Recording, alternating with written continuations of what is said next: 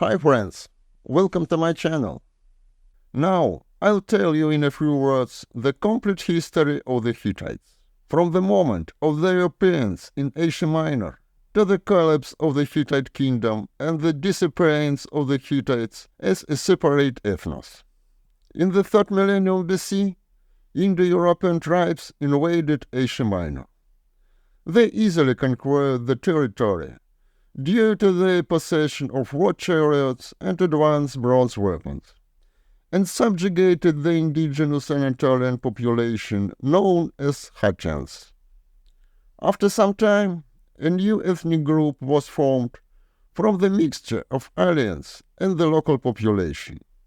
This group adopted from the aliens the Indo-European language, and from the indigenous populations many local traditions and the name Hittites. They initially lived in the traditional Indo-European tribal system. Their communal settlements were mainly located in central Anatolia.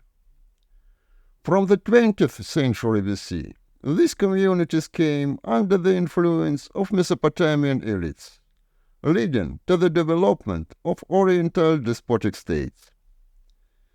In the 18th century, several states joined together to form the Kingdom of Kusara.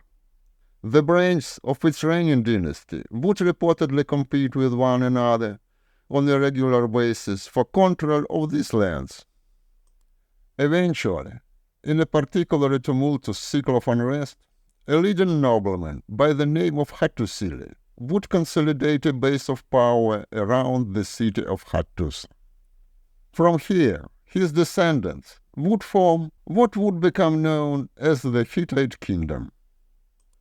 As with many of Oriental despotic states, it was led by a supreme leader who acted as the top military commander, judicial authority, and high priest.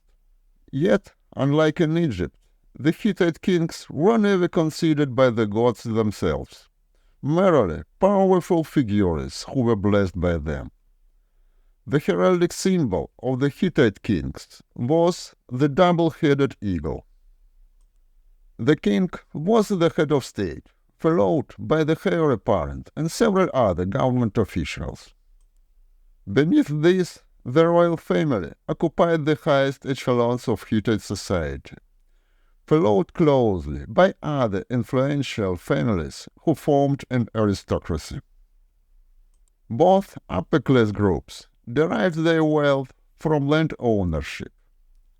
The king himself owned the largest amount of land and could award land to nobles as reward of their loyalty. The rest of the population consisted mostly of farmers, including smallholders. A much smaller group of specialist craftsmen made objects and tools. The Hittite culture has more similarities with the cultures of Mesopotamia than with the Indo-Europeans. They wrote in academic uniform, but used their own language. They actively used cylindrical seals to imprint on clay. Their belief system was similar to that of the Assyrians and Babylonians. Unfortunately, the surviving inscriptions mostly describe the campaigns and reigns of kings. This leaves the daily life of the Hittite people shrouded in mystery. Due to the scarcity of documents regarding ordinary people, it's challenging to gain a clear understanding of the lives of the Hittite population. However, we do possess a wealth of information about the lives and deeds of the kings. Hattusili united all the Hittite lands around Hattusa. However, his son rebelled against him, and Hattusili killed him for reasons unknown to us. After Hattusili's death, power in the kingdom passed to his grandson, Mursili. Mursili continued the conquests of Hattusili. He captured the city of Aleppo, then known as Halab, which was capital city of the wealthy kingdom of Yamad. which controlled the major trade route between Mesopotamia and Egypt. In 1595 BC, Mursili marched his army along the Euphrates and sacked the city of Babylon, ejecting the Amorite rulers of the old Babylonian Empire in the process. Rather than incorporate Babylonia into Hittite domains, Mursili seems to have instead turned control of Babylonia over to his Kassite allies, who were to rule it for the next 4 centuries. Due to fear of revolts at home, he didn't remain in Babylon for long. Upon returning home, Mursili didn't receive the welcome he perhaps expected and was instead murdered by rivals who had grown powerful in his long absence. For approximately 65 years, murdering one's predecessor became the norm. Began a cycle of murder and retaliation between factions of the Hittite nobility vying for the imperial throne. The cycle continued until King Telepino showed mercy, ending the internecine warfare. During the next 70 years, there was constant war with the Kaskians, who had settled along the Black Sea coast.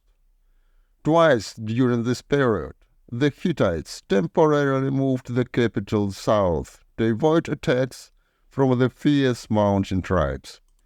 This continued until 1380 BC, when the king Suppiluliuma first subdued the Kaskians, using his considerable diplomatic skills to convince many to join his army. He then did the same with Artsava to the west, rallying the tough and warlike people to his cause, with the promise of eastern riches.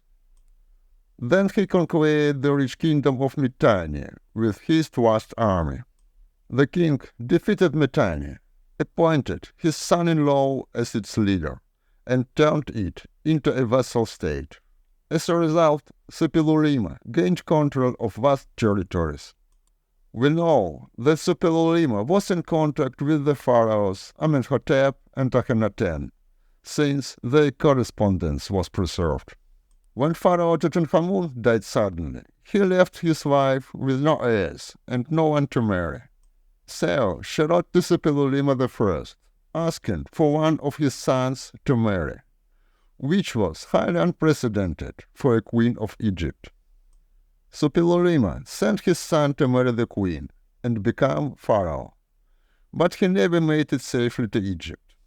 He was killed by the Egyptians' generals because they didn't want a foreign pharaoh. At this, Suppiluliuma set all his military might against Egypt and proceeded to conquer the rest of Levant.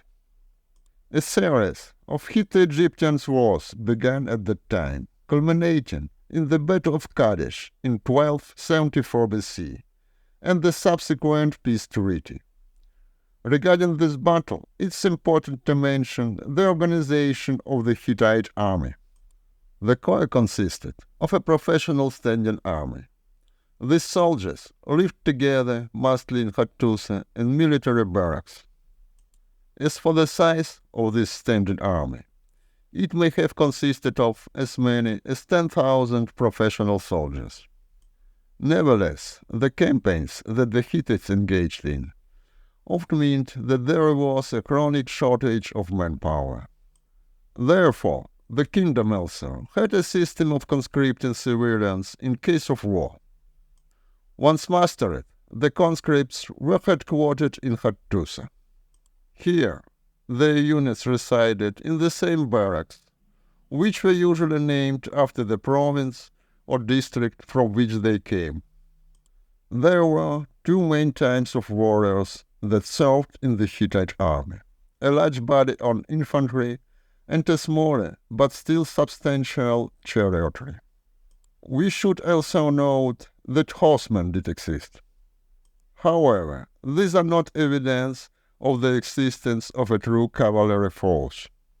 Instead, they appear to have served as messengers and scouts. For mobility and battle, the army itself relied entirely on its chariotry. The Hittites are credited with inventing the heavy war chariot. The crew of the chariot consisted of 3 men, a chariot, a heavily armed spearman, and an archer. The great king himself served as commander-in-chief of the army. He personally spent part of almost every year on campaign. Personal prowess on the battlefield was important, and every king was expected to surpass the accomplishments of his predecessor. Nevertheless, no Hittite king, as far as we know, died in the battle. In his duties, the king was assisted by the crown prince, who was trained for a young age onwards and expected to be able to command the army in battle. If the king or crown prince were unavailable, another member of the royal family, such as a brother of the king, would be delegated command. The officers were often of princely status as well. Other nobles commanded smaller divisions. The Hittite army at the Battle of Kadesh consisted of 47,500 men, including 37,000 infantry and 3,500 chariots. The Egyptian army had a similar number of soldiers. The battle ended in a draw, with both sides claiming victory. However, the growing power of Assyria overshadowed both of them. In 1230 BC, the Assyrians challenged the Hittites for the land that previously belonged to the Mitanni. The Hittites clashed with the Assyrians in major battles, fighting over the ruins of the Mitanni Empire. The Assyrians gained the upper hand, greatly damaging the Hittites' prestige. Western Anatolia then rebelled and frequently formed coalitions against the Hittites. And on top of all these events, the global crisis, now called the Bronze Age collapse, began. The emergence of the so-called Sea Peoples led to massive population migrations. Under the onslaught of these new settlers pouring into Anatolia, the Hittite kingdom fell. In 1190 BC, Hattusa and many other Hittite cities were destroyed. Assyria gained control of most of the territories conquered by the Hittites and became the dominant power in the region for several centuries. Thus ended the history of the Hittite kingdom. The Assyrians completely took over all that they could from the Hittite Empire and spread their culture and values across the region. Despite this, in 630 BC, the region was still known as the land of the Hittites, even though no one by that time actually remembered the Hittites or the Hittites, their kings or their achievements. The Hittites were assimilated by neighboring peoples and became part of such ethnic groups as Lydians and Lycians. I'll talk more about them in the next programs. Subscribe to the channel so as not to miss it. At this point, I wish to conclude this video. If it was interesting, leave comments, put likes and repost. Thank you for your attention. See you later. Goodbye.